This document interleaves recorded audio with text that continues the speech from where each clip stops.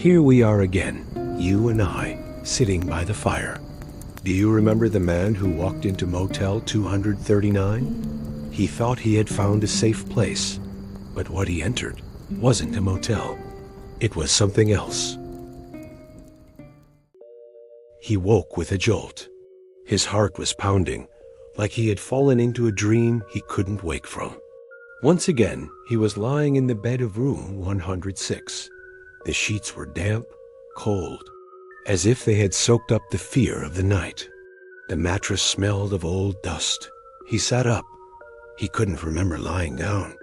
He couldn't remember anything. He pulled the curtains aside.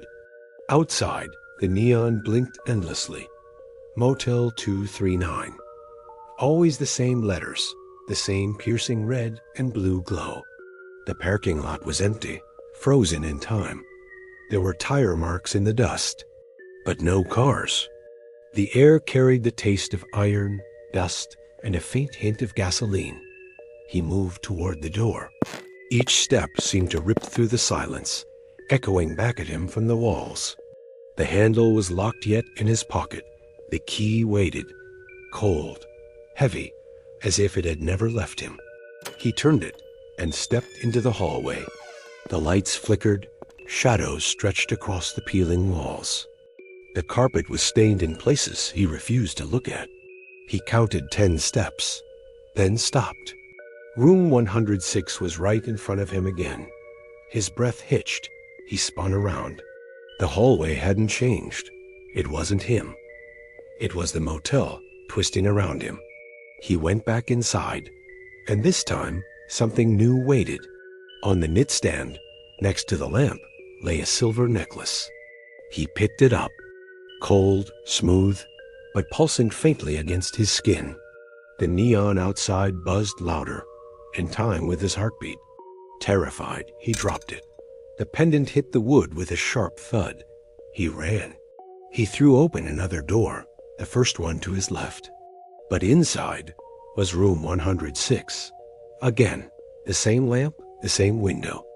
Only now the bed was unmade, the sheets still warm, carrying the scent of recent sleep. Someone had been here, but who? He closed his eyes, opened them, and once again he was back on the bed. Room 106. This time, a newspaper sat waiting on a chair. The paper was yellowed, edges torn. At the top, the date, November 12, 1976. Headline: Young woman missing on Route 66. His stomach dropped. The name. It was familiar. Too familiar. But he refused to admit why. He looked into the mirror above the sink and froze. Not his reflection. Hers, the girl's. Dark eyes, accusing. Lips parted, ready to say words he couldn't bear to hear. He raised his hand to the glass. The reflection didn't follow. And then it vanished. Only his pale, frightened face stared back. Steam crept across the glass, like a breath that wasn't his own. He stumbled out into the hallway. The carpet caught his foot, nearly sending him sprawling. His throat burned, his breath shallow. He reached the exit, pushed the door wide. Desert air hit his face, hot and empty. And there she was, standing beneath the flickering sign. The girl. She said nothing, just stared.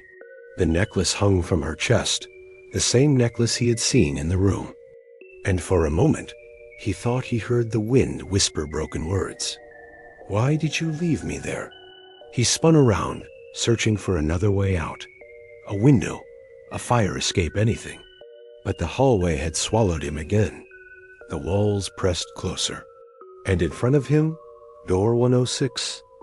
Always the same, always waiting. This time, the handle shook. Harder, like someone was forcing their way in. He froze. 3 knocks. Sharp. 1, 2, 3. The neon went silent for a heartbeat. The emptiness screamed louder than the buzz. Then a whisper. Close. Too close. You left me there. His chest tightened. His heart thundered. He knew now whatever haunted him would never stop. The newspaper, the necklace, the reflection in the mirror. It all pointed back to the same place. That road, that night, that choice. He thought he could escape, but the motel is not a refuge. It's a trap, a place you can never leave. Not until the debt is paid. And you? What do you think is waiting behind that door when it finally opens? Tell me in the comments. I want to hear your answer before the next chapter. Do you want to know what happens when the door truly opens? Then stay close to the fire. And don't forget to subscribe. The night is far from over.